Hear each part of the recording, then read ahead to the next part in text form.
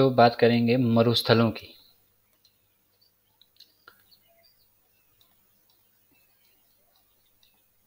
मरुस्थल, तो जब मरुस्थल शब्द हम सुनते हैं तो हमारे दिमाग में क्या आता है? रेत के मैदान।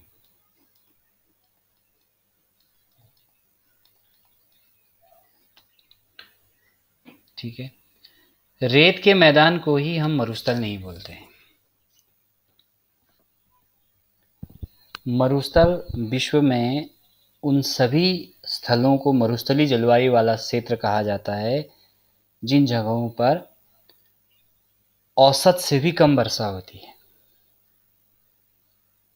या फिर आप यूं कह सकते हो कि जिन जगहों पर पूरे साल भर में 5 से लेकर 20 सेंटीमीटर या उससे भी कम वर्षा होती है। ऐसे जगहों को हम क्या कहते हैं? मरुस्थलीय जलवायु वाले क्षेत्र या फिर मरुस्थलीय प्रदेश। अब मरुस्थल जो है वो पूरी धरातल पर किन किन जगहों पर मरुस्थल हो सकते हैं, और ये मरुस्थल उन्हीं जगहों पर क्यों है? मरुस्थल कहीं भी क्यों नहीं है? जैसे आपके पर्वत कहीं भी हैं, झीलें कहीं भी बनी हैं, पठार कहीं भी बने हैं, उस तरह से मरुस्थल भी कहीं भी क्यों नहीं बने हैं, ये हमें जानना है। तो शुरुआत हम वहीं से कर रहे हैं। तो ये पृथ्वी का यहाँ पर एक मॉडल बना हुआ है। ये आपका क्या है? विषुवत रेखा है या 0 डिग्री अक्षांश रेखा है। इस क्षेत्र को हम क्या कहते हैं? विषुवत रेखीय निम्न वायुदाब का क्षेत्र। निम्न वायुदाब कब होता है? जब हवाएं धरातल से ऊपर उठने लगती हैं तो वहां पर माना जाता है कि यहाँ पर क्या है? निम्न वायुदाब है। तो यहाँ पर निम्न वायुदाब क्यों बनता है? आपको पता है कि सूर्य की किरणें पूरे साल भर विषुवत रेखा पर लंबवत पड़ती हैं, जिसकी वजह से यहाँ पर क्या होता है? सूर्य ताप आपका ज़्यादा रहता है,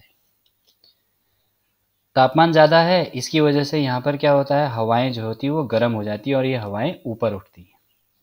मान लो कि ये धरातल है, इस तरह से ये हवाएं यहाँ से ऊपर उठती हैं, क्योंकि भूमध्य सागर आप मैप में देखोगे तो जहाँ से विषुवत रेखा होकर गुजर रही है उस जगह पर समुद्र बहुत ज़्यादा है। तो इसलिए समुद्री क्षेत्र में क्या होता है? ये हवाएं अपने साथ नमी भी ले जाती हैं। तो ये नमी वाली जो गर्म हवाएं हैं ऊपर की ओर को जो उठ रही हैं, नमी युक्त क्या गर्म हवाएं, इनको हम क्या कहते हैं? संवहन धाराएं कहते हैं। तो ये संवहन धाराएं जब वायुमंडल में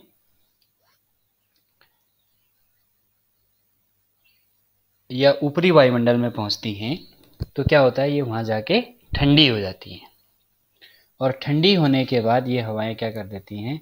अपनी नमी को छोड़ देती हैं। परिणाम स्वरूप क्या होती है? इन प्रदेशों में भारी वर्षा होती है पूरे साल भर। जैसे आप क्या करते हो? कभी भी पानी गर्म करते हो तो पानी का जो भाप है वो क्या होता है? ऊपर ढक्कन पे इकट्ठा होके ठंडा होके जो है नीचे गिरता है। तो उसी तरह से ये नमी युक्त गर्म हवाएं भी ऊपर जाके जब ठंडी होती तो इनकी नमी जो है सारी क्या हो जाती है? नीचे इस तरह से बारिश के रूप में धरातल पर आ जाती है। अब मान लो कि ये आसमान है, ये हवाएं यहाँ से ऊपरी वायुमंडल में आई। ऊपरी वायुमंडल में आने के बाद ये हवाएं कुछ उत्तरी गोलार्ध की तरफ मुड़ गई और कुछ दक्षिणी गोलार्ध की तरफ मुड़ गई। फिर ये हवाएं क्या होती हैं? आगे जाके ये हवाएं जो है इनका तापमान और कम होगा तो ये हवाएं भारी हो जाएंगी। तो भारी होने की वजह से ये हवाएं क्या करती हैं? इस क्षेत्र में ऊपरी वायुमंडल से नीचे की तरफ उतरती हैं और इस क्षेत्र में उतरती हैं। ये हवाएं यहाँ से लेके यहाँ तक नीचे उतरती हैं इस तरह से, और फिर ये हवाएं दक्षिणी गोलार्ध से विषुवत रेखा की ओर को और उत्तरी गोलार्ध में भी विषुवत रेखा की ओर को नीचे धरातल में ये हवाएं ऐसे बहती हैं, जबकि ऊपरी वायुमंडल में ये हवाएं पहले ऊपर उठेंगी, फिर इस तरह से क्षैतिज प्रवाह करेंगे, फिर नीचे ऊर्ध्वाधर प्रवाह के जरिए इन जगहों पर उतरेंगे। कौन सी जगह है ये? 25 डिग्री से 40 डिग्री अक्षांश के बीच की जगह है। तो इस जगह पर ये हवाएं नीचे उतरती हैं, और ये हवाएं कैसी होती हैं? शुष्क हवाएं होती हैं। नमी तो इनकी सारी जो है यहाँ खत्म हो चुकी है। इसको हम बोलते हैं उपोष्ण।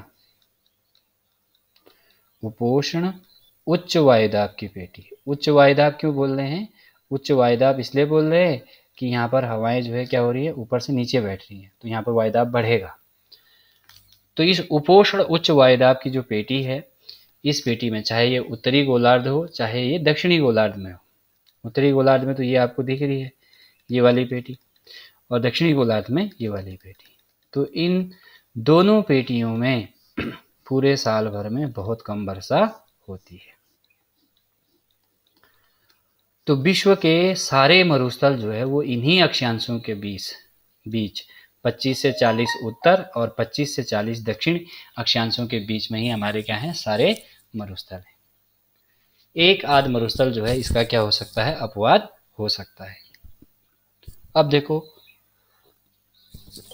भारत का मैप अगर आप देखते हो तो भारत के मैप में कर्क रेखा 23.5 डिग्री, इसके आसपास इसके उत्तर में यहाँ पर क्या है आपका, थार का मरुस्थल है।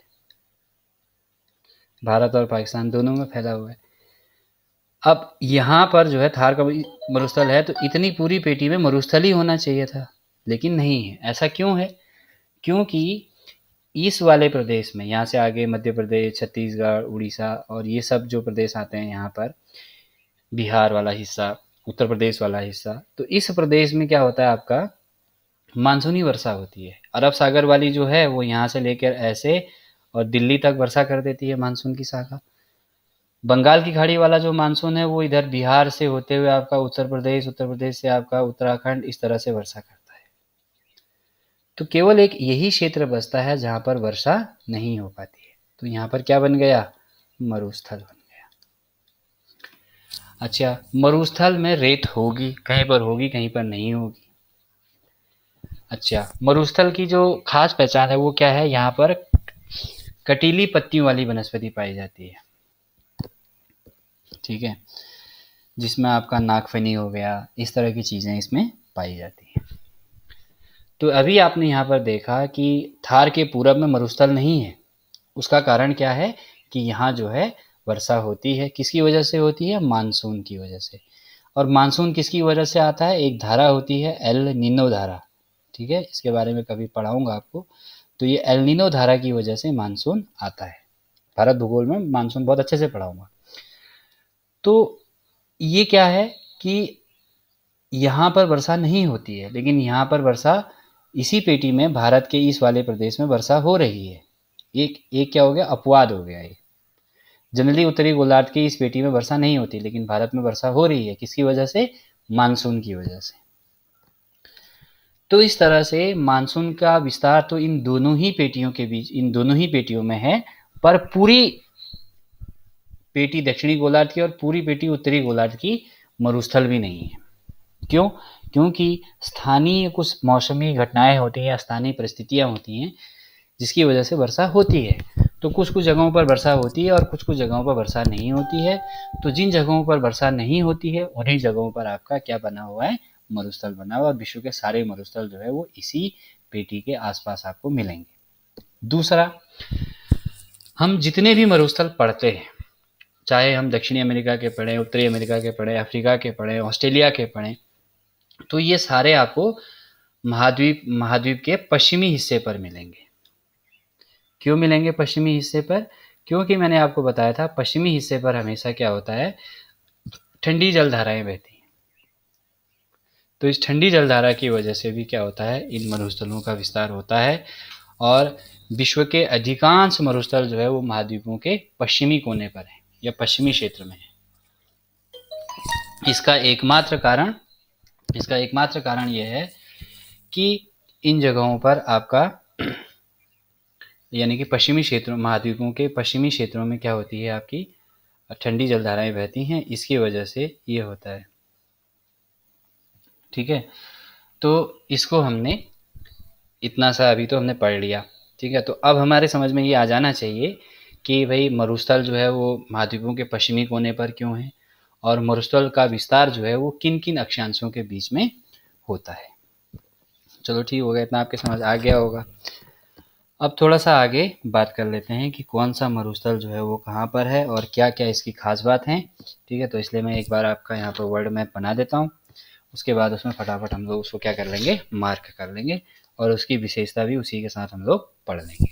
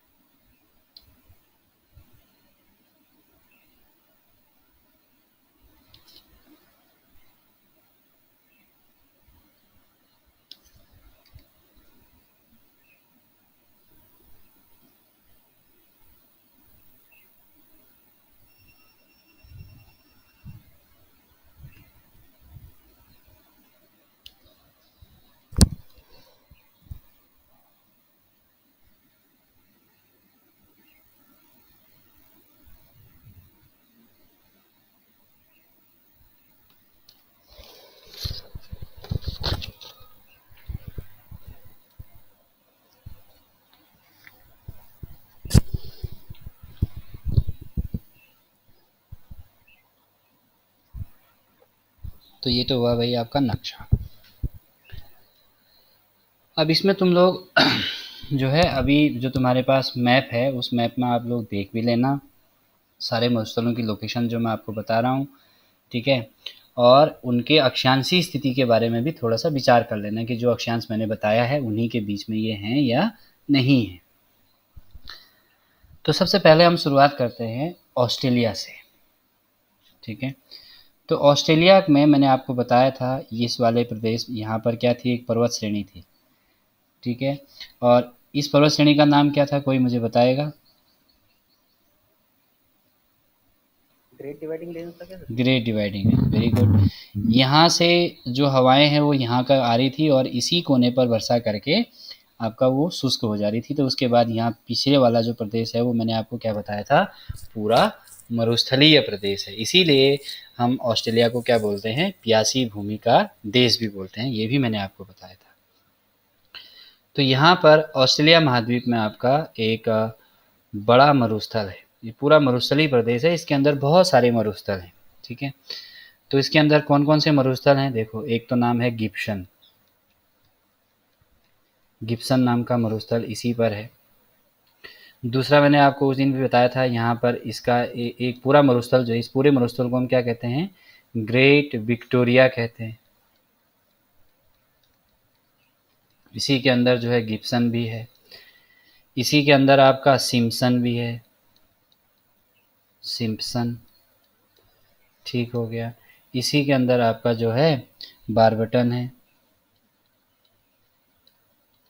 तो ये सारे मरुस्थल जो हैं ये आपका ऑस्ट्रेलिया महाद्वीप में है। अच्छा, अब बात करते हैं एशिया की तरफ बढ़ते हैं। तो एशिया में जो है आपका चीन, चीन के ऊपर मंगोलिया, इन दो देशों में एक मरुस्थल फैला हुआ है। इस मरुस्थल को हम क्या कहते हैं, गोबी का मरुस्थल कहते हैं। क्या कहते हैं, गोबी का मरुस्थल। तो ये गोबी का जो मरुस्थल है, गोबी का पठार भी था, मरुस्थल भी है, ये आपका मंगोलिया और चीन में बसा हुआ है या चीन में फैला हुआ है। ठीक हो गया। इसके बाद जो है एक अगला मरुस्थल है, इसको हम बोलते हैं तकला मादन। ठीक है, तो तकला मादन आपका चाइना में है। इससे थोड़ा सा दक्षिण पश्चिम में अगर हम आएंगे तो यहाँ कहीं उसकी लोकेशन आपको मिलेगी। ठीक है, मैप मेरा थोड़ा सा उतना एग्जैक्ट नहीं बना है, हल्का सा पिचका हुआ जैसा ये बना हुआ है।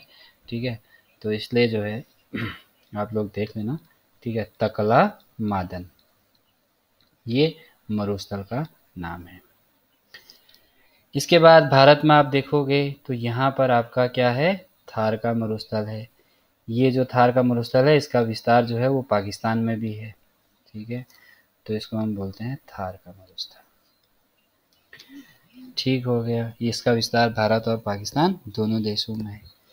अच्छा, इसकी खास बात क्या है, सबसे ज़्यादा जनसंख्या घनत्व, अगर पूरे विश्व के रेगिस्तानों का जनसंख्या घनत्व निकाला जाए तो उसमें सबसे ज़्यादा जनसंख्या घनत्व जो है वो थार के मरुस्थल का है। जनसंख्या घनत्व क्या है इसका, सर्वाधिक है।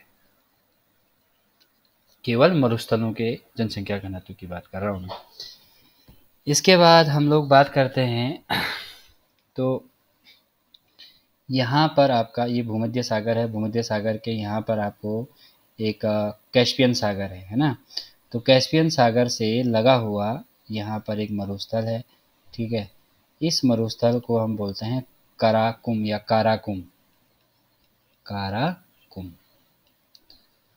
तो ये काराकुम जो मरुस्थल है ये तुर्कमेनिस्तान में है। किसमें है, तुर्कमेनिस्तान में। तुर्क में लिख दे रहा हूँ, तुर्कमेनिस्तान समझ जाओगे। इसके बाद इससे थोड़ा सा पूरब और उत्तर पूरब में एक और मरुस्थल है। इस मरुस्थल का नाम है काइजिल कुम। ठीक है, क्या नाम है, काइजिल कुम मरुस्थल। काइजिल कुम मरुस्थल, और ये है आपका उज्बेकिस्तान में। ठीक है, कहाँ पर है, उज्बेकिस्तान में। उज्बेकिस्तान में। ठीक हो गया भाई। अब थोड़ा सा आगे बढ़ते हैं। तो कैस्पियन सागर के दक्षिण में यहाँ पर ईरान नाम का देश है, आपको पता है, भारत, पाकिस्तान, ईरान इस तरह से आता है। ठीक है, तो यहाँ पर भी आपके दो मरुस्थल हैं बहुत फेमस। ठीक है, तो इन मरुस्थलों के नाम क्या हैं, एक ये है यहाँ पर मरुस्थल ऐसे, और एक मरुस्थल ये है। ठीक है, तो यहाँ पर जो ऊपर वाला मरुस्थल है इसका नाम है दस्त ए लुट। ठीक है, और नीचे वाला जो है इसका नाम है दस्त ए कबीर। ये नाम से ही पहचाने जाते हैं। फिर ये सऊदी अरबिया जो है ये पूरा जो है मरुस्थलीय प्रदेश ही है, ठीक है। तो सऊदी अरब नाम की जो कंट्री है, इस कंट्री में 3 मरुस्थल हैं। अरब प्रायद्वीप में सऊदी अरब कंट्री में 3 मरुस्थल हैं, ठीक है। अब इनकी भी बात कर लेते हैं भाई। तो इसमें से जो सबसे उत्तर में है, ठीक है, यहाँ पे मैं लिख दे रहा हूँ, इन्हीं के नाम मैं आपको यहाँ पे लिख दे रहा हूँ, ठीक है। सबसे उत्तर से दक्षिण की तरफ लिख रहा हूँ। तो सबसे ऊपर है नाफूद,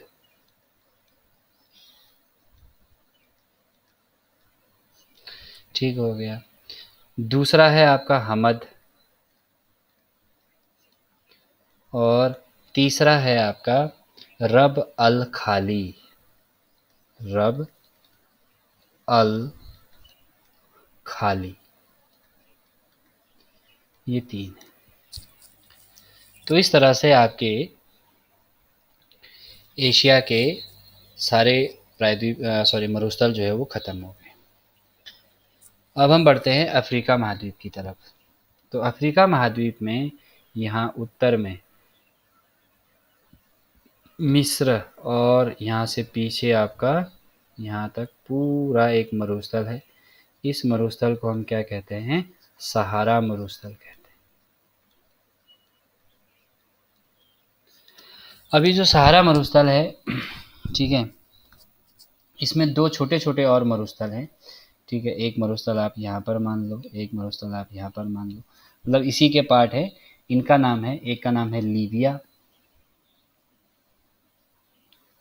ठीक है, तो लीबिया, और दूसरा जो है इसका नाम है आपका नूबियन, ठीक हो गया। तो ये 2 मरुस्थल हैं। अच्छा, सहारा मरुस्थल विश्व का सबसे बड़ा मरुस्थल है, ये आपको पता होना चाहिए। और सहारा मरुस्थल के बीचों बीच एक झील है, इस झील का नाम है चाड झील। क्वेश्चन आता है चाड झील किस मरुस्थल के बीचों बीच है? तो वो है आपका सहारा मरुस्थल। अच्छा, सहारा मरुस्थल का मुख्य जीव जो है वो क्या है? ऊंट है। ऊंट को रेगिस्तान का जहाज भी कहते हैं, बचपन में हम लोग पढ़ते थे। अच्छा, इसके बाद हॉर्न ऑफ अफ्रीका में आ जाओ। ये यहाँ पर सोमालिया कंट्री थी, ठीक है। तो यहाँ पर सोमालिया में जो मरुस्थल है इसका नाम है सोमाली मरुभूमि, ठीक हो गया। अच्छा, इसके बाद हम नीचे बात करते हैं कालाहारी मरुस्थल। तो ये जो है कालाहारी मरुस्थल है, वैसे इसका विस्तार जो है वो 3 देशों में है, ठीक है। लेकिन मेन तौर पर सबसे ज़्यादा विस्तार इसका जो है बोत्सवाना में है। तो कई बार इसके आंसर कहता है कालाहारी मरुस्थल किस देश में है, तो बोत्सवाना इसका आंसर होता है। वैसे अगर ब्रॉड सेंस में पूछ रहा है तो ये बोत्सवाना, नामीबिया और अफ्रीका महाद्वीप में है। कौन सा मरुस्थल है भाई? ये कालाहारी मरुस्थल। और ये जो कालाहारी मरुस्थल है यहाँ पर शुतुरमुर्ग पाया जाता है। शुतुरमुर्ग यहाँ का मुख्य पशु है। अच्छा, उसके बाद नामीबिया में एक छोटा सा मरुस्थल आपका और है, ठीक है, या यूँ कह लो कि इसी मरुस्थल का पार्ट है वो भी, ठीक है, यहाँ पर नामीबिया में। तो इस मरुस्थल को हम बोलते हैं नामीब मरुस्थल, ठीक हो गया। अब बात करते हैं उत्तरी अमेरिका के मरुस्थलों की। तो उत्तरी अमेरिका के मरुस्थलों में 2 मरुस्थल हैं। एक मरुस्थल आपका ये है और एक इसके उत्तर में है, यहाँ पर। तो इस मरुस्थल को हम बोलते हैं ग्रेट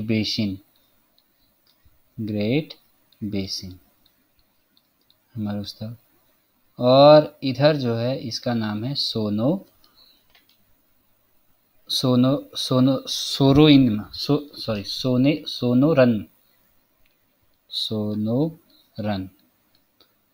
सोनोरन का मरुस्थल, ठीक हो गया।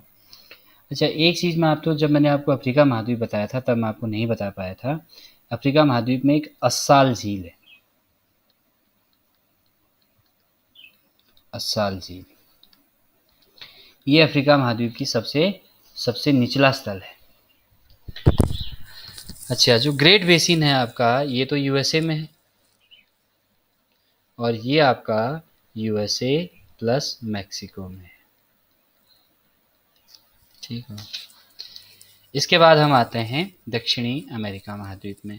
तो यहाँ पे मैंने बताया था कि ये पूरी जो है एंडीज पर्वतमाला है। इस एंडीज पर्वतमाला के पूरब में वर्षा होती है, पश्चिम में नहीं होती, इसलिए यहाँ मरुस्थलीय जलवायु है।